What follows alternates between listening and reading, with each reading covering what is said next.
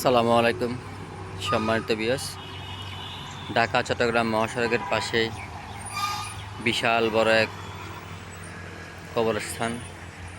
আমাদের ভাষায় আমরা কবরস্থানেই বলি। তো জানি না কার ভাষায় কী বলা হয়, আমাদের ভাষায় আমরা কবরস্থান বলি। আমি সকলেই সবাই চিরনিদ্রায় শায়িত হতে হবে এখানেই। জানি না কার কখন ডাক আসে, কে কখন চলে যেতে হয়। এই দুনিয়ায় সবাই তো সব কিছু করলো, অনেকে অনেক কিছু করলো। দুনিয়ায় কেউ আসলে থাকতে পারবে না, সবাই চলে যেতে হবে।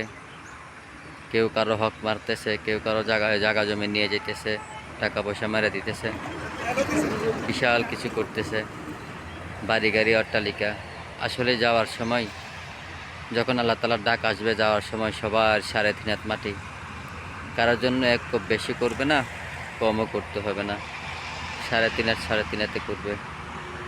সবারই একই হিসাব, একই চাওয়া পাওয়া, সব কিছু দুনিয়াতে।